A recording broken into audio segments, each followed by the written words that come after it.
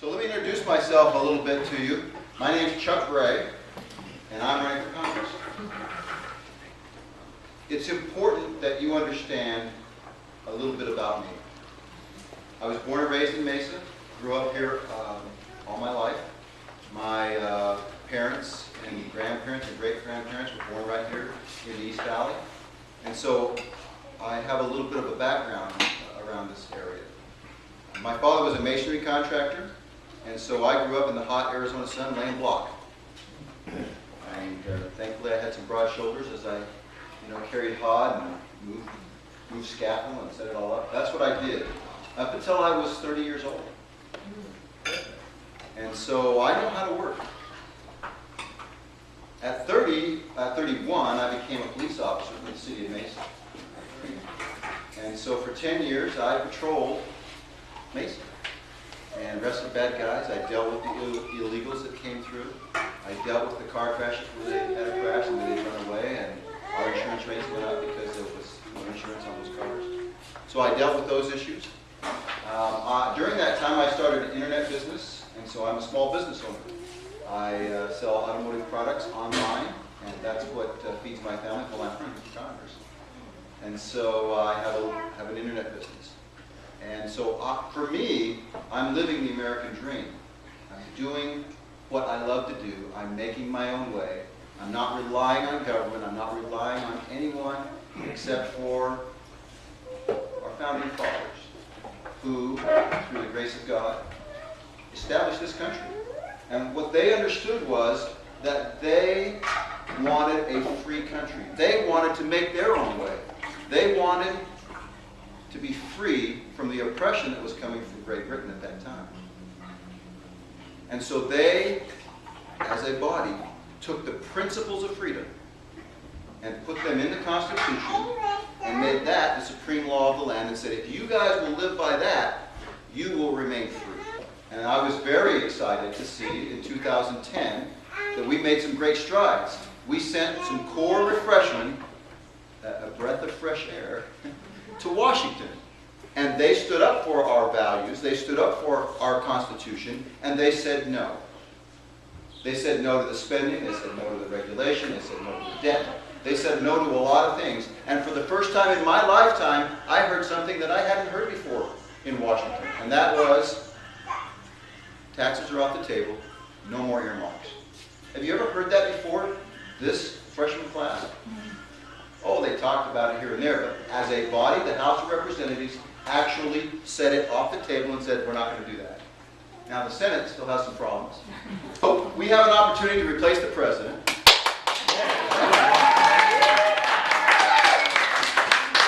And just like we replaced Nancy Pelosi, we have a chance to replace Harry Reid.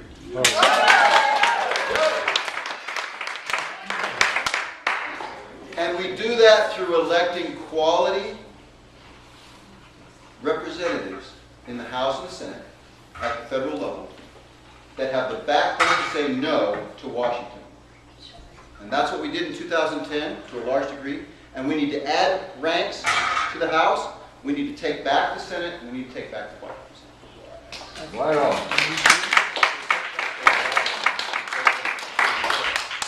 And that's why I'm running for Congress, because I want to be a part of that. I have lived just as you. I have a family. I have a wife. I have 5 children. My wife, we've been married for 31 years. I have 5 children. I have 8 grandchildren and 1 on the way. And so I want for my great-grandchildren and 235 years from now for them to enjoy the same freedoms that we enjoy. It's important to me. Our founding fathers did something great for us. I feel a responsibility to pay that forward and do something great for them.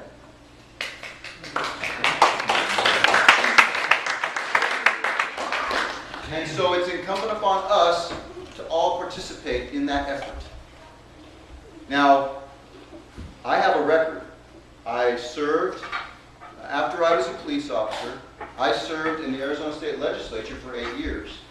Because my little internet business runs 24/7, I had the time and the wherewith to be able to run for office, and I won in the House. I was in the House for 3 years, I was in the Senate for 5, and the last 2 of which I was Senate Majority Leader.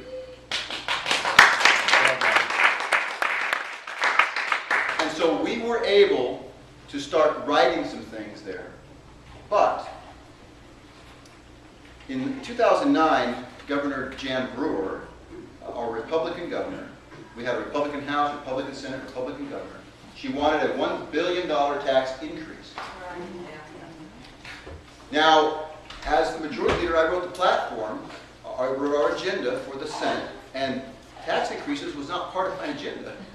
And so we told her no. The House said no, the Senate said no, and she said, yes, I want that, and I will veto the budget that you send me if you don't send me a tax increase. The House caved in and passed $1 billion tax increase over to the Senate. Now the Senate stripped that out and sent her the budget without that tax increase in it, and she, true to her word, started line item vetoing parts of that budget out. We went into partial government shutdown. We were past the budget deadline. We were into the new fiscal year without a complete budget. That's when all of the arm twisting, the cajoling, and the threats came out. They threatened to remove me because I was a no vote. I was a Senate Majority Leader, and if they could get me to say yes, then they could get other members to follow in line. And I said, I'm not going to do that. That's not what my constituents want. That's not who I am. And that's not what I said I would do to my voters. I didn't want a tax increase. So I said no to the $1 billion tax increase. And they threatened me. They threatened to remove me from committees. They threatened to vote me out as Senate Majority Leader. And behind the scenes, it got ugly. But I said no, I stood firm. And that's the kind of backbone that I take when I go to Congress, because they finally passed that out. We all pay that sales tax thing, but I still voted no, regardless of their threats, and regardless of their cajoling, and regardless of what they wanted, because that's the kind of people that we need to go to Washington, people who will stand up for the American people and not back down in the face of all of those fights.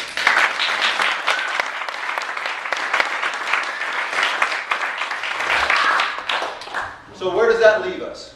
When I get to Washington, what we want to do is, first of all, I want to find, I did some studying and I found there's a core group of about 48 Republicans that stand up against almost everything that we stand against. They don't want the regulation, they don't want the spending, they don't want the taxes, they fight against them. And so I hope to be part of that freshman group again that comes and joins to their ranks, and we send them reinforcements. And that's what I want to do. I want to be one of those reinforcements. And then we can reduce the regulation on our businesses so we can get back to work. Then we can reduce the spending, reduce the debt, and stop the craziness that's going on there. We need to secure our border.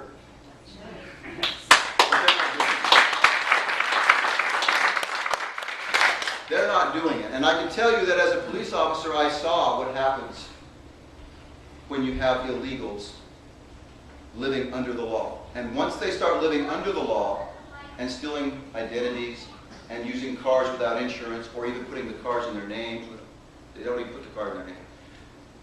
They do all of these things and they start a whole culture of living under the law. We are a nation of laws. We live by the rule of law. That's what being American is. Living by the rule of law. And if you start out on this other footing, it sets the stage for generations and generations of living under the law. And that's not what we want in this country. So we must secure that border. And we need to be able to get our natural resources, our oil and our natural gas. Those things are God-given resources that we need to use. And so, you know, for me, it's drill, baby, drill. Yeah.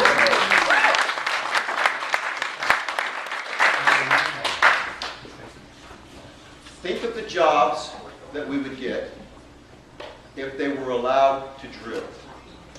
Think of the reduction in our gas prices that would come up just with the threat of new oil being produced or gasoline produced.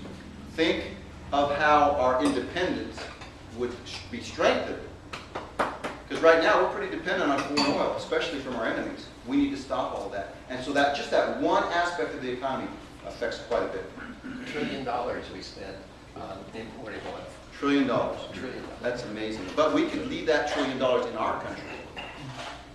And we need to stop giving our resources away to countries who don't like us through subsidies to other countries.